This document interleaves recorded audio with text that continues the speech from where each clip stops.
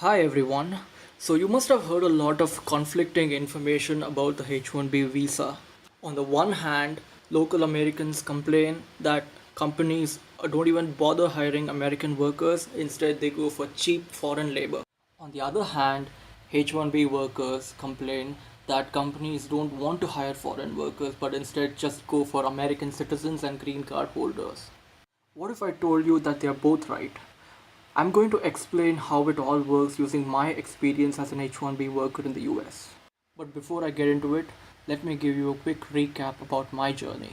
I directly applied for a master's degree after graduating from undergrad in India. Then I graduated with a master's degree in computer science in 1.5 years. Now it was time to look for a job. Now, since I had a master's degree in computer science, I was allowed to work in the US as an international student for about 29 months.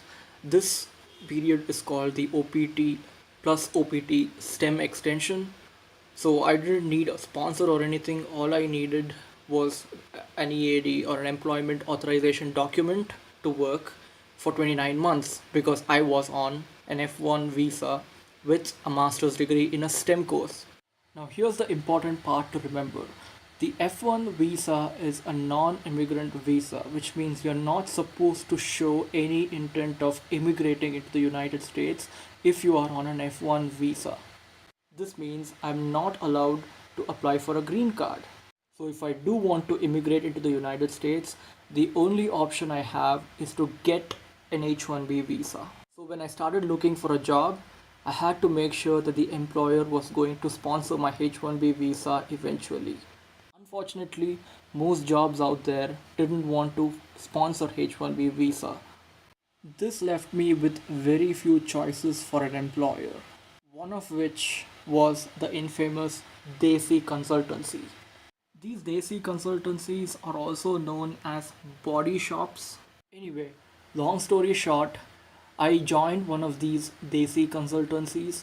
I spent my 29 months as an OPT F1 student, and then after my period was over, I transferred to a H1B visa and I worked as an H1B worker for another 1.5 years.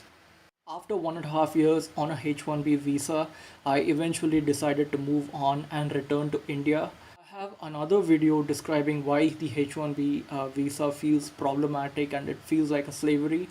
I have the link to that video down in the description below. Check it out.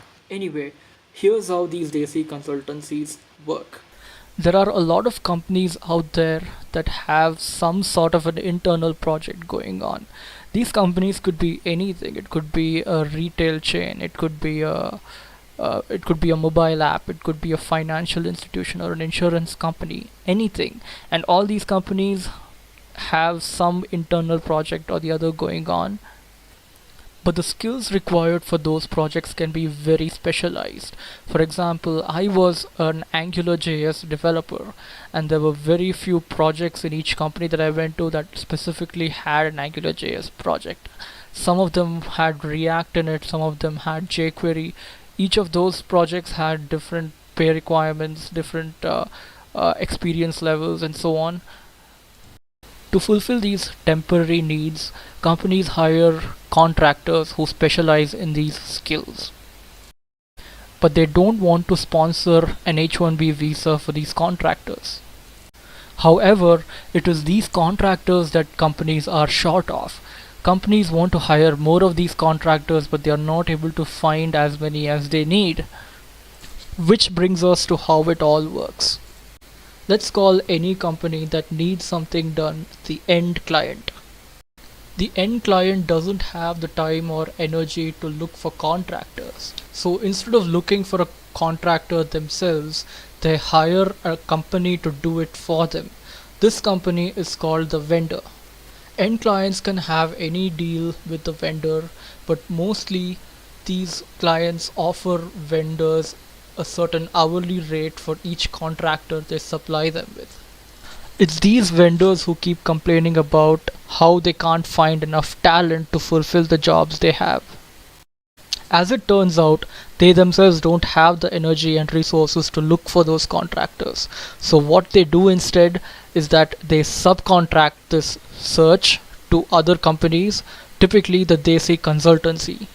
So far, we have seen that neither the client nor the vendor is willing to sponsor an H1B visa. But the Desi consultancy does, in exchange for an even lower hourly rate. Since this Desi consultancy paid for my visa, it had a lot of power over me. It could get away with lacking benefits such as no paid leave, asking me to move to the client location every time there was a new gig, denying me a 401k, etc. Green card holders and US citizens, on the other hand, didn't need a visa sponsor like I did. This let them bypass these Desi consultancies and let them be hired directly by the vendor or the end client, getting a lot higher hourly rate in return. So here's what's going on. There are plenty of contracting jobs out there, but companies don't want to take the responsibility of making them as full-time employees. They don't want to pay for their benefits, they don't want to sponsor their visas. They just want to be able to hire and fire them willy-nilly, and they can do that only if they hire them as contractors. Also, these companies want to hire these contractors at a really low price. This puts both Americans and H1B workers like myself at a disadvantage. Citizens and green card holders don't want to be jerked around. They want stability, they want career growth, which means they are never going to go for these contracting jobs. The only ones who do go for these contracting jobs and are being able to be hired directly by the vendors and the clients are those who are super adventurous and extremely talented. These people are so talented they end up having YouTube videos, courses on Udemy, and might even run their own consulting companies on smaller scales. This leaves the majority of these consulting gigs that have to be filled fast and removed fast, to these companies, these vendor companies who want to find talent quickly, and the Desi consultancies who happen to collect this talent using the H1B visa program. Now, you might be wondering, if these contracting gigs require some super talented developer for very specialized tasks, then how did I, a fresher from grad school, end up getting this consulting gig? The answer is fake resume. Now, don't get me wrong, there's no fraudulent resumes being submitted to the Department of Labor or the USCIS or the Department of Homeland Security. No, all these government agencies under whom I filed the H1B visa has my actual genuine resume. Okay, this is the resume that I gave to my employer, and my employer, which is the Desi consultancy, decided to hire me based off this resume. So you might be wondering, who gets this fake resume then, and what exactly is faked in this resume? The answer is vendors, and it's all got to do with this broken recruiting process. Companies that are looking for contractors don't usually put a lot of thought behind what exactly they need in a contractor. This is usually because they are either running behind in schedule, or they have a really tiny project that they want to get done quickly. Vendors succumb to the pressure put on them by the clients, and then they end up doing a sloppy job writing the job requirements. Desi consultancies who get these sloppy job requirements from vendors don't have the time to argue with them. So these Desi companies, they end up taking the easy way out by writing a fake resume for me to give to these vendors. In any case, these vendors don't cross-check if these requirements are really fulfilled by the candidate. All they care is that this candidate is able to answer interview questions posed by the client. So I, a fresh grad who has no experience working with AngularJS, for example, claimed that I have 2 years of AngularJS experience, and I got a client interview. Now do note that the client never really needed an AngularJS developer. All they need is someone who's able to fulfill the requirements of that project. So this project that I was hired for basically was a patchwork. It was already a project handed to them from a previous company, and they are just trying to fix errors. Now, you don't need an AngularJS expert to fix errors and bugs.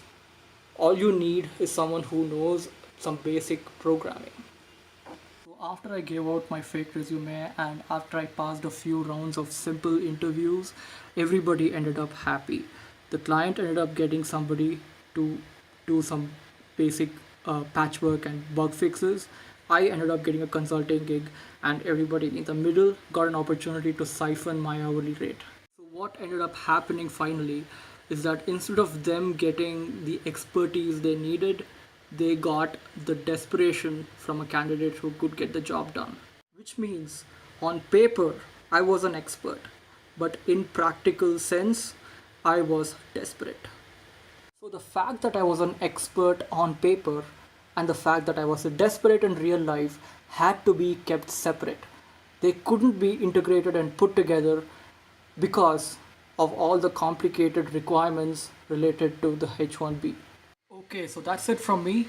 I hope I was able to explain this whole situation well enough about how the complicated nature of H1B disadvantages Americans, disadvantages the H1B holders, disadvantages even the companies that are looking for talent. Okay, thanks for watching.